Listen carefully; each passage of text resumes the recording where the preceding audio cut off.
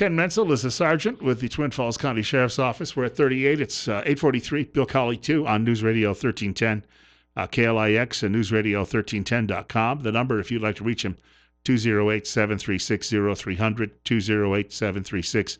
208-736-0300. And, of course, a caller just previously was bringing up the fact, how do you convince an older relative not to drive if you're worried about them? Even my mother, before she was still relatively young, there were times, I have to admit, I did not want her driving with my daughter or niece. I'd say, Right. I'll drive. Yep. I would stop whatever I was doing, and I'd just be the nice guy to drive. I wouldn't say why, but I would do that for that reason. When I saw her drive one time and pull that seat all the way up to basically she was underneath the steering wheel, I knew I didn't really want her doing a lot of driving with other passengers in the car. Well, and if you know a driver that you feel that way, if you wouldn't want your child or somebody that you love riding with them, that's the point in time when you really need to consider taking the appropriate measures to make sure that they're still safe to drive. And you can do that, as I expressed before the break, by filling out that ITD form and making it a requirement for you have to list the reasons why.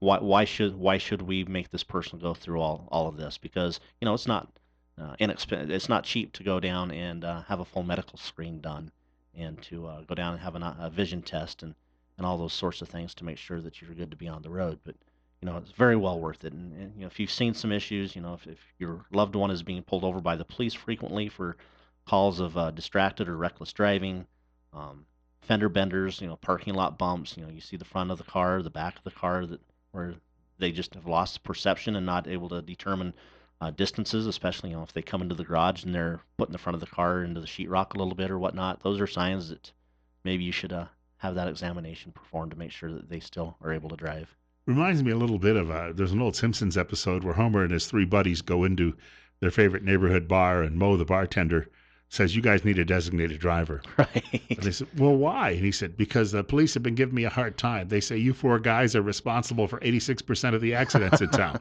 Right. So, Yep. but you also reference people when they turn 40. NASCAR figured this out a long time ago. NASCAR said that drivers beyond the age of 40, they really can tell a slippage. And, Ward Burton, who was a driver for a long time when I was younger, he drove well into his late 40s, but he was the exception, because even Richard Petty, past the age of 40, still racked up some wins, but not nearly as many as he did pre-40. So 40 seems to be that cutoff period behind the wheel, whether you're racing or whether you're just doing a drive to work and back. And there's so many factors beyond that. Some of our manual dexterity starts to, our fine motor skills, we start losing those. And then you take into health factors, as we discussed, the blood pressure, the diabetes issues that affect the eyes, glaucoma, lots of different types of vision issues, and then the distractedness. Cell phones, cars are made in such a way where they're insulated better, so we can't hear what's going on outside of them. Radios are turned up. People are listening to 1310 in the morning. We hope. We hope. Music blaring. There's so many distractions. And so you couple those distractions with the congestion, and it's no wonder we take so many crashes like we do. Environmental factors, as we mentioned, the sun, the rain. There's so many variables to driving, and then you put impaired driving on top of that, and it's just a recipe for disaster. And it's no wonder our roadways are worse than the jungle at times. We were talking during one of the breaks. State House of Representatives forwarded, and it wasn't even close, the legalized hemp bill. And as I understand it, the Senate could end up saying no, not now, and it might need some work, and that means nothing will happen this year. But if the Senate were to go along with it, because what shocked me is Wyoming got it through its legislature and its governor signed it last week. So it's now legal, legalized hemp production in Wyoming. Maybe they have a different set of safeguards, but we had Grant Loebs in studio with us on Tuesday, and how did that go?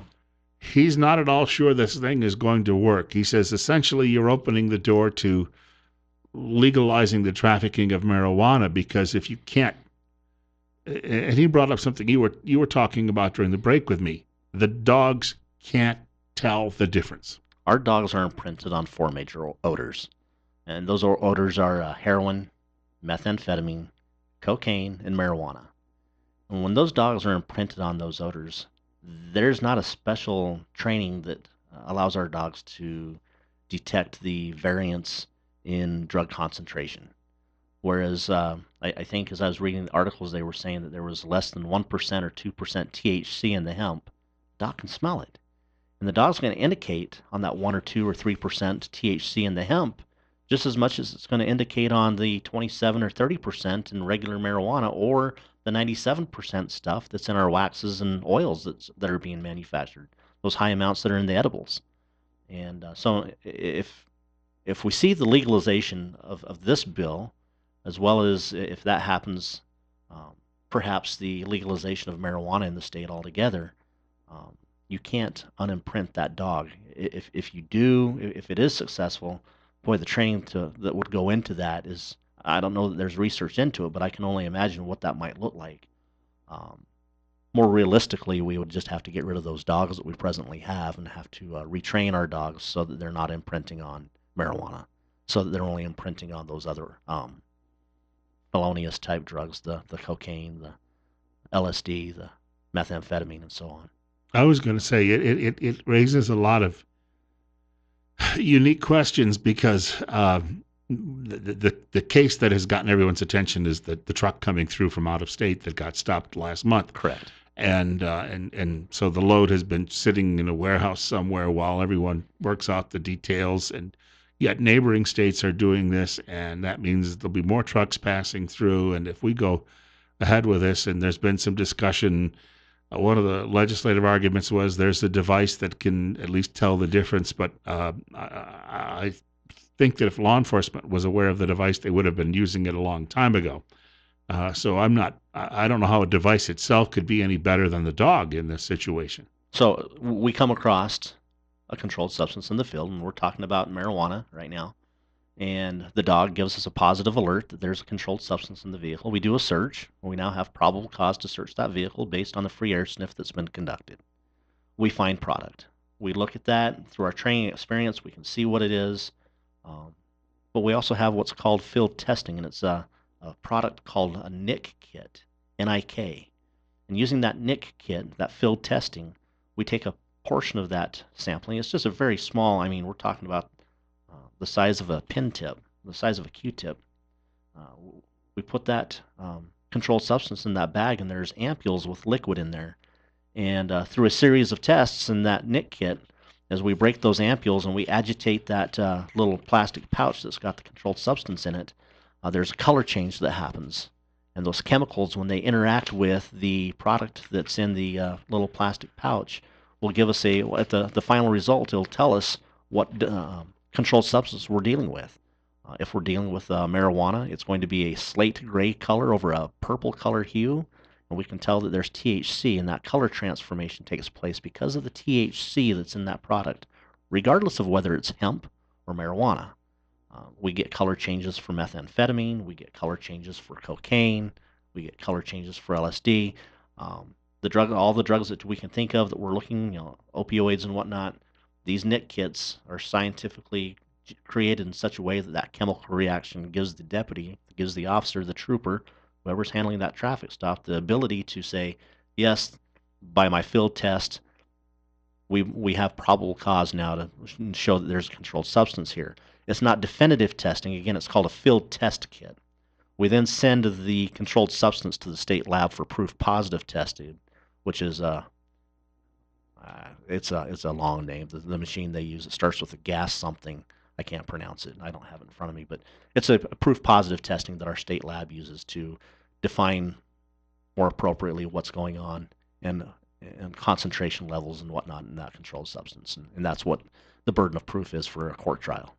Now, if it's legalized, the legalized hemp, the way that things look at the moment, and you can't tell the difference just with a simple test out in the field or from an animal test, then that means, I guess, the next step is, you hate to say this, but this is going to lead to just legalized marijuana altogether because, it's going to create such a massive backlog in various cases. And as law enforcement, you don't have time to follow all of that. And this is the fear I think a lot of people have had. We're not opposed to hemp production and people using it in building materials or in clothing materials or any of these things. Yeah. Right. But it's that if there's no way to tell the difference, and they say, well, then just legalize all of it. Then we have our crime rates go down as we start legalizing marijuana, right? Then our Right. crime rate just If you dropped. Or legalize homicide, they'll go down too. right. Yeah. So, and I was reading this in the Blaze this morning.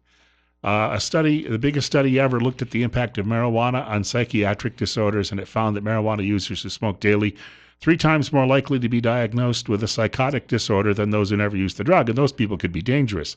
It increased to nearly 5 times more likely in those who smoked high potency marijuana on a daily basis, and most of it is high potency now. And then it goes on to say people with a family history of psychotic disorders, that would be genetic, I suppose, could be at an even higher risk if they're smoking daily. And the study is by Britain's Medical Research Council and Brazilian Sao Paulo Research Foundation and the Wellcome Trust. So these are not lightweights conducting this study.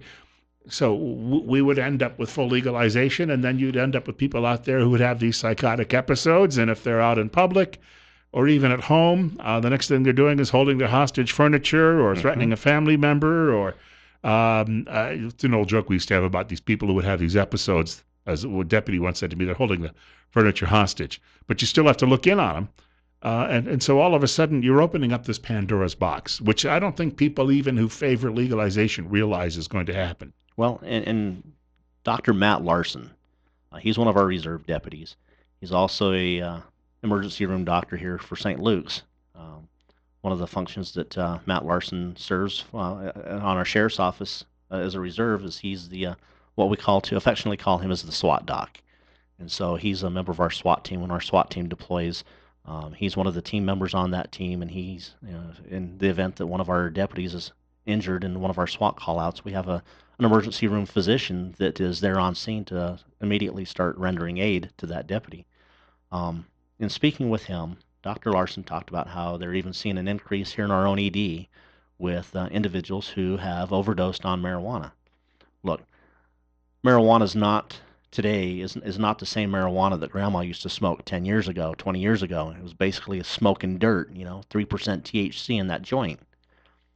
What we're seeing today is people are vaping oils and waxes. They're dabbing.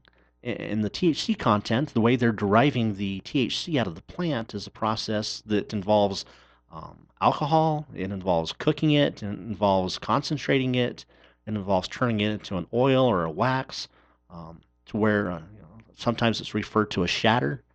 And they put this oil or these waxes in these specialized vape pens, and when they're vaping it, it's essentially odorless. You can't even smell it like somebody smoking your traditional blunt, right? And Dr. Larson was saying that what he's seeing is exactly what you just finished reading. We're seeing psychotic type episodes in people who are coming down to the emergency room because they're ingesting too much THC, whether it be through a vape, whether it be through edibles, what have you. And he paralleled that, what he's seeing, with what we were seeing there for a while with people on bath salts and some of that extreme psychotic behavior. I think at one point there was a news story where some guy was chewing on somebody's ear, some sort of cannibalistic type behavior. And we're seeing some of that type of behavior even here in the Magic Valley with these waxes and oils and these highly concentrated THC products that are being vaped or consumed. And people don't look at that. I've so commonly heard that you can't overdose on marijuana. It's safe. It's a product that's grows abundantly here on the earth, and there's nothing wrong with it. And there's so many reports out there, whether it be CBD oil or poison whatnot. Ivy and hemlock, but I don't sit around and roll in them. It helps children. I've heard people say it helps children with ADHD. It helps people with PTSD, and I'd like to see, as we look at down the road, as states have looked at medical marijuana, the process is, if you've been prescribed medical marijuana, you go down to your local dispensary, and some hemp dispenser or marijuana dispensary person is the one that actually comes up with what you should be treated for. I would think that if it's medical marijuana and you're going to be prescribed something, it should probably be prescribed from a physician who not can from Tommy Chong. That's right. Yeah. You need so many milligrams of this per day to help you with whatever issue you're ailing from, not, like you say, Tommy Chong down at the local dispensary. Like, yeah, you need some sativa, or you need whatever strand that I have here on the shelf that's going to cure what ails you. I just don't think that's the way to go about it. We've come a long way since the days of Beaver Cleaver. Life was a lot simpler back then. Sure it was. Hey, we got to thank you for coming by and spending a little extra time with us this morning, because there was a lot to talk about. I do want to point out Ken Menzel is a sheriff with the Twin Falls, or deputy sergeant. Yeah. I'll get this straight. Sheriff and sergeant both start with S, right? That's right. He's a sergeant with the Twin Falls County Sheriff's Office. Who'll be gone next week on spring break. Ooh, good for you. Yes. We might see someone else in Be down in studio. Zion. So you might see Captain Miller. You might see somebody else. Yeah. All right, super. We want to point out Pastor's Roundtable is on the way on Magic Valley this morning. It is 8:59. Bill Colley with you on News Radio 1310 KLIX.